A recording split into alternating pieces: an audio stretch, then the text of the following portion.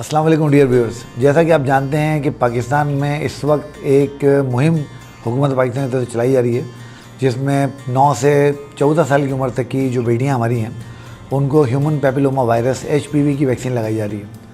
इसको लेके लोग तरह तरह की वीडियोज़ बना रहे हैं और वो लोग इसके बारे में बात कर रहे हैं जिनको इसके बारे में बात नहीं करनी चाहिए।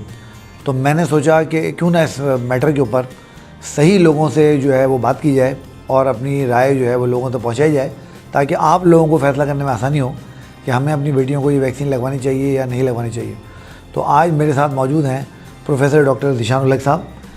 ज़ीशान उल हक साहब जो है वो नामवर फिजिशियन हैं, डायबिटोलॉजिस्ट हैं, एंडोस्कोपिस्ट हैं। तो आज हम इनसे जो है वो इस वैक्सीन के बारे में कुछ बातें करेंगे। डॉक्टर साहब अस्सलाम वालेकुम। वालेकुम अस्सलाम। क्या हाल है डॉक्टर साहब? अल्हम्दुलिल्लाह। डॉक्टर साहब ये बताइए, मैं एक लेमैन अपने घर की ख़वातीन को HPV की वैक्सीन नहीं लगवाना चाहता। आप मुझे बताएं कि मैं अगर ये वैक्सीन लगवाऊं तो क्यों लगवाऊं? देखिए, इसके लिए हमें सबसे पहले समझना पड़ेगा कि वैक्सीन लगाई क्यों जा रही है। ये वैक्सीन लगाई जा रही है एक कैंसर के बचाव के लिए, और वो कैंसर जो होता है वो सर्वाइकल कैंसर होता है। तो पहले जब तक आपको उस बीमारी का बर्डन नहीं पता होगा तो आपको समझने मुश्किल होगी। तो इसका बर्डन ये है कि पूरे दुनिया में 6,66,000 जो है ना केसेस रिपोर्ट हुए थे 2022 में रिसर्च के मुताबिक, जिसमें से 3.5 लाख अमवात हो गई, जो कि एक बहुत बड़ा नंबर है, आधे से ज़्यादा। इसी तरीके से पाकिस्तान का जो डेटा है उसमें हर साल 5,000 जो है वो केसेस रिपोर्ट होते हैं, और उसमें जो है वो 3 लाख अमवात जो है वो रिपोर्ट होती हैं। तो ये एक बहुत बड़ा नंबर है। अगर एक वैक्सीन के ज़रिए हम इस कैंसर को रोक सकते हैं और होने वाली अमवात को रोक सकते हैं, तो ये हमारे लिए बहुत आसानी और बेहतरीन ज़रिया है एक कैंसर को रोकने का। और यहाँ पे हमें ये भी देखना चाहिए कि ये जो सर्वाइकल कैंसर है ये सेकंड लार्जेस्ट कॉज है कैंसर का, जो कि कम्युनिटी में हो रहा है। ये पाकिस्तान की स्टेट आप दे रहे हैं? जी जी जी। अच्छा डॉक्टर साहब, आपने कहा सेकंड लार्जेस्ट ये कॉज है पाकिस्तान में ख़वातीन में कैंसर से अमवात का। पहला कौन सा है? पहला ब्रेस्ट कैंसर है। अच्छा, छाती का कैंसर मतलब। अच्छा डॉक्टर साहब, मुझे आप ये बताइए, हमारी तो एज ए लेमैन अंडरस्टैंडिंग ये होती है कि जो वैक्सीन होती है ना, ये जो इन्फेक्टिव ऑर्गेनिज्म होते हैं जो इन्फेक्शन कॉज करवाते हैं, जैसे पोलियो है, जैसे हेपेटाइटिस है, जैसे ट्यूबरकुलोसिस है, जैसे खसरा है, इस तरह की बीमारियों से हमें बचाती हैं। वैक्सीन हमें कैंसर से कैसे बचाएगी? अच्छा, ये एक बहुत अच्छा सवाल है। इसके लिए हमें समझना पड़ेगा कि कैंसर होता कैसे है। तो आप मुझे बताएं कि सर्वाइकल कैंसर के बारे में आप क्या जानते हैं, कैसे होता है? सर्वाइकल कैंसर, अच्छा नाज़रीन, इसमें मैं आपको पहले समझाऊं कि थोड़े आसान ज़बान में कि सर्वाइकल जो पार्ट होता है ना, सर्विक्स जो है, बेसिकली ख़वातीन का जो रिप्रोडक्टिव ऑर्गन होते हैं, जो ख़वातीन को अल्लाह ताला ने सलाहियत दी है कि उनके जिस्म में अल्लाह ताला एक नए आने वाली नस्ल की बच्चे की नशोनुमा करते हैं। तो एक ख़वातीन के जिस्म का एक हिस्सा होता है, उसको हम बच्चादानी यूट्रस बोलते हैं। उसका जो नीचे वाला हिस्सा होता है उसको हम बोलते हैं सर्विक्स। अब डॉक्टर साहब, जहाँ तक मेरी अंडरस्टैंडिंग है तो वो जो सर्वाइकल कैंसर के 98% जो केसेस रिपोर्ट होते हैं दुनिया में, उसमें जो उसका कॉज निकलता है वो ह्यूमन पैपिलोमा वायरस HPV ही निकलता है, मेरी अंडरस्टैंडिंग। एग्जैक्टली यही बात हम समझाना चाह रहे हैं कि जब आप उस वायरस को रोक देंगे वैक्सीन के थ्रू, तो ये कैंसर नहीं होगा। मतलब आप ये कह रहे हैं कि अगर हम वो वैक्सीन लगवाएंगे तो हम इस कैंसर के 98% जो केसेज हैं उन पर कंट्रोल कर लेंगे? जी, ऐसे ही है, सिंपल एंड क्लियर। अच्छा डॉक्टर साहब, अगर ये वैक्सीन सर्वाइकल कैंसर को रोकने के लिए इतनी मौसर है, तो अभी आपने कहा कि छाती का कैंसर सबसे बड़ी वजह है पाकिस्तान में ख़वातीन में कैंसर से अमवात की, तो फिर आप छाती के कैंसर की वैक्सीन क्यों नहीं लगाते? बेसिकली इसकी वजह ये है कि वो कैंसर की वैक्सीन अवेलेबल नहीं है। अभी उस पर काम चल रहा है, डेटा जो है वो रिसर्च एनालिसिस हो रही है उस पर। अभी वो अप्रूव नहीं है, मार्केट में अवेलेबल नहीं है। अगर फ्यूचर में कभी वो अवेलेबल हुई तो हम उसका भी इस्तेमाल करेंगे इंशाल्लाह। इसके अलावा ओवेरियन कैंसर, उसकी भी कोई वैक्सीन अवेलेबल नहीं है। ओरल कैंसर्स, उसकी भी कोई वैक्सीन अवेलेबल नहीं है। कैंसर की वैक्सीनेशन एक सिर्फ HPV मौजूद है सर्वाइकल कैंसर की, और दूसरी है हेपेटाइटिस B वायरस की वैक्सीन, जो कि हेपेटोसेलुलर कार्सिनोमा, जिगर के कैंसर से बचाती है। आज तक की तारीख में till date no cancer vaccine available except these two, hepatitis B virus and HPV। अच्छा, मतलब आप ये कह रहे हैं कि जितने भी कैंसर इस वक्त दुनिया में एग्जिस्ट करते हैं उसमें हम HPV को, ये जो सर्वाइकल कैंसर इसको, और जिगर के कैंसर जो हेपेटाइटिस B की वजह से हो रहा है, उनको सिर्फ वैक्सीन तो रोक सकते हैं और किसी को नहीं रोक सकते। जी एग्जैक्टली। और यहाँ पे एक पॉइंट समझना पड़ेगा कि जब आप इस वायरस को रोक देंगे प्रोलिफरेट होने से और इन्फेक्ट होने से, तो ये एक वाहिद वैक्सीन बन सकती है कि जिसको अगर वर्ल्ड वाइड लगाया जाए तो वायरस एलिमिनेट हो सकता है और ये कैंसर जो है वो टोटली एलिमिनेट हो सकता है वर्ल्ड से, जैसे कि हमने स्मॉल पॉक्स डिजीज़ को एलिमिनेट किया था थ्रू वैक्सीन। अच्छा नाज़रीन, जिनको पता नहीं है स्मॉल पॉक्स के बारे में, एक बीमारी होती थी, अगर आप अपने बड़ों से, अपने घर में दादा से, दादी से, नाना नानी से पूछेंगे तो एक बीमारी होती थी, चेचक की बीमारी उसको कहा जाता था, और बड़ी ख़तरनाक होती थी, बड़ी जानलेवा होती थी। जो लोग बच जाते थे उनके पूरे चेहरे पे, पूरे जिस्म पे वो गड्ढे धब्बे पड़ जाते थे, कॉस्मेटिक डिसफिगरमेंट हो जाती थी। तो डॉक्टर साहब ने कहा कि वैक्सीन के ज़रिए हम एक पूरे कैंसर को, दुनिया को कैंसर फ्री कर सकते हैं, सर्वाइकल कैंसर फ्री कर सकते हैं। अच्छा डॉक्टर साहब, अभी आपने और हमने इस बात को समझा कि सर्वाइकल कैंसर तो एक वायरस की वजह से हो रहा है, तो वायरस तो जेंडर देख के तो इन्फेक्शन नहीं करता ना, कि लड़कियों को करूँगा लड़कों को नहीं करूँगा। तो आप लड़कियों को तो ये वैक्सीन लगा रहे हैं, लड़कों को क्यों नहीं लगा रहे हैं? ये जो ह्यूमन पेपिलोमा वायरस है, ये मेल और फीमेल दोनों को अफेक्ट करता है, और अफेक्ट करने के बाद मेल और फीमेल दोनों के जेनाइटल पार्ट्स पे अफेक्ट करने के बाद जेनाइटल वॉर्ड्स कराता है, और एक प्री कैंसरस, कैंसर से पहले होने वाला एक ज़ख़म पैदा करता है, जो कि आगे जाके कैंसर की शक्ल इख्तियार कर लेता है। ये मेल के प्राइवेट पार्ट्स में भी होता है, फीमेल के प्राइवेट पार्ट्स में भी होता है, और एनल एरिया में भी हो सकता है, और ओरल कैविटी में भी हो सकता है। इसलिए इसकी जो वैक्सीन है वो दोनों मर्द और ख़वातीन दोनों में जो है वो लगाई जाती है। चूँकि पाकिस्तान में फाइनेंशियल अवेलेबिलिटी की वजह से, क्योंकि वैक्सीन कॉस्ट है, और उसको जो है सबसे पहले फ़ेज़ में जो है वो हम उन लेडीज़ को लगाएंगे कि जिसमें जो है वो हमारे को प्रोटेक्शन की ज़्यादा ज़रूरत है, क्योंकि एक सर्वाइकल कैंसर का इंसिडेंस बहुत ज़्यादा है बजाय बनिस्बत पिनाइल कैंसर के और एनल कैंसर के, जिसकी वजह से फ़र्स्ट फ़ेज़ में ये हम लेडीज़ को, गर्ल्स को जो है वो ये ऑफ़र कर रहे हैं। लेकिन अगर जो हज़रात लगाना चाह रहे हैं, मेल हज़रात, वो प्राइवेट भी लगवा सकते हैं। तो ये वैक्सीन मर्द और ख़वातीन दोनों के लिए है, लेकिन पाकिस्तान में फ़र्स्ट फ़ेज़ में ख़वातीन को ऑफ़र की जा रही है। नेक्स्ट फ़ेज़ में हो सकता है अवेलेबिलिटी के बाद मेल पार्टनर्स को भी अलाउ की जाए, जैसे कि दुनिया के दूसरे ममालिक में इम्यूनाइजेशन प्रोग्राम में मर्दों के लिए भी ये मौजूद है।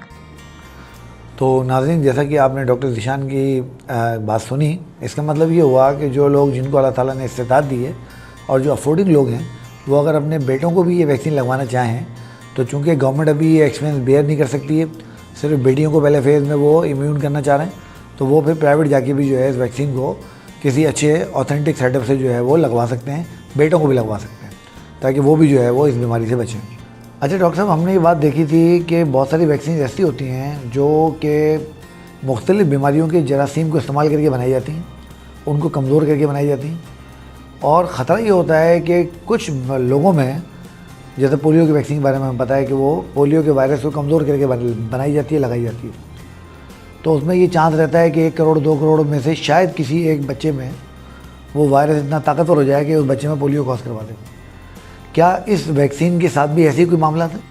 अच्छा, ये जो HPV वैक्सीन है, इसमें जो है वो डेड वायरस मौजूद नहीं है, तो इसके साथ ऐसे मामला नहीं हैं कि लगाने के बाद HPV का इन्फेक्शन या उससे रिलेटेड कैंसर जो है वो कॉज हो जाएं, क्योंकि आप जानते होंगे बहैसियत एज ए टीचर कि इसमें जो है वो ऑर्गेनिज़म का स्पेसिफिक पार्ट मौजूद है जो कि इम्यूनोजेनिसिटी क्रिएट करता है, बहैसियत वायरस खुद मौजूद नहीं है। मतलब इसको मैं अगर आसान ज़बान में समझाऊँ तो जैसे कोरोना वायरस की वैक्सीन थी ना, तो कोरोना वायरस की वैक्सीन के सर के ऊपर एक छोटी सी प्रोटीन होती थी, तो हम उस प्रोटीन को सिर्फ निकालते थे, वायरस को नहीं निकालते थे। बिल्कुल इसी तरीके से हम ह्यूमन पेपिलोमा वायरस की एक प्रोटीन को निकालते हैं, उस प्रोटीन को जेनेटिक इंजीनियरिंग के ज़रिए बढ़ाते हैं, साफ़ करते हैं, और वो प्रोटीन फिर एज ए वैक्सीन के तौर पर इस्तेमाल करते हैं। तो HPV के लगने से सर्वाइकल कैंसर होने का चांस जो है वो 0% है, तो ये बात आप लोग बिल्कुल खाते जमा रखें। अच्छा डॉक्टर ज़ीशान, ये सोशल मीडिया पे आजकल तरह तरह की बातें चल रही हैं कि इस वैक्सीन को लगवाने से पता नहीं कैसे कैसे साइड इफ़ेक्ट हो रहे हैं, लोग मर रहे हैं, नफसियाती बीमारियों के शिकार हो रहे हैं, ऑटो इम्यून डिसऑर्डर्स हो रहे हैं, तो क्या ये कोई सच्चाई इसमें है या बस ये सब मतलब ऐसी ही बातें? देखें, जब हम लिटरेचर रिव्यू करते हैं तो फिर हमें सही हक़ाइक़ का अंदाज़ा होता है, और ऐसे ही एक दूसरे को देख के बातें करना बहुत आसान होता है। लिटरेचर के मुताबिक जैसे तमाम वैक्सीन्स के साइड इफ़ेक्ट होते हैं, कुछ ना कुछ ड्रग्स के भी साइड इफ़ेक्ट होते हैं, इसी तरीके से कुछ साइड इफ़ेक्ट इस वैक्सीन के भी हैं जो कि कॉमन है, कुछ अनकॉमन हैं, कुछ वेरी रेयर हैं। जो कॉमन साइड इफ़ेक्ट हैं उसमें सबसे पहले आ जाता है इंजेक्शन साइट पे दर्द होना। ज़ाहिर सी बात है, जब टीका लगेगा दर्द होगा, थोड़ी बहुत स्वेलिंग हो जाना, रेडनेस हो जाना, थोड़ा बहुत बुखार या सर में दर्द, ये कॉमन साइड इफ़ेक्ट हैं। जो अनकॉमन साइड इफ़ेक्ट हैं वो ये हैं कि जैसे कि उल्टियों का बहुत ज़्यादा हो जाना, जिस्म में बहुत ज़्यादा टूट-फूट, दर्द और सुस्ती का होना, और जिस जगह पे ये इंजेक्शन लगा है वहाँ पे लंप या छोटा सा नोड्यूल बन जाना है। ये अनकॉमन साइड इफ़ेक्ट हैं जो कि 100 में से 1 मरीज़ को हो सकते हैं। लेकिन कुछ हैं जो वेरी रेयर हैं, और वो वेरी रेयर क्या हैं कि जैसे कि फेंट हो जाना, जैसे कि कुछ एकदम गश खा के गिर जाना, लेकिन ये वेरी रेयर हैं जो कि मेजॉरिटी ऑफ द पेशेंट में, वैक्सीनेटेड गर्ल्स में नहीं देखा गया। और एनाफिलेक्टिक रिएक्शन या किसी भी तरह का एलर्जिक रिएक्शन, ये बहुत रेयर केसेस में होता है। अच्छा डॉक्टर ज़ीशान, अगर ये इतनी ही सेफ़ है तो क्या आपके पास कोई स्टैट्स हैं दुनिया में अब तक कितने लोगों को, कितनी ख़वातीन को, हज़रात को ये वैक्सीन लग चुकी है? और ये साइड इफ़ेक्ट जो बार बार इतना शोर मच रहा है, कितने % साइड इफ़ेक्ट इस वैक्सीन के देखे गए? बेसिकली ये अभी तक जो है टिल डेट 270 मिलियन डोजेज़ इसकी अभी तक दी जा चुकी हैं वर्ल्ड वाइड। अच्छा, ये मैं एक मिनट डॉक्टर साहब को रोकूँ, 270 मिलियन अगर आपको समझने में मसला हो रहा है, 27 करोड़ की ही बात हो रही है, यानी 27 करोड़ डोजेज आप कह रहे हैं दुनिया में कि दिए जा चुके हैं। और वो 124 ममालिक में दिए जा चुके हैं, जो कि 64% बनता है वर्ल्ड पॉपुलेशन का, जो ममालिक इसको अपने इम्यूनाइजेशन प्रोग्राम में इंडल्ज किए हुए हैं। तो उन तमाम 270 मिलियन पीपल्स में जिनको डोजेस दी जा चुकी है, ऐसा सीवियर लाइफ थ्रेटनिंग जो इंसिडेंट है अभी तक रिपोर्ट नहीं हुआ है।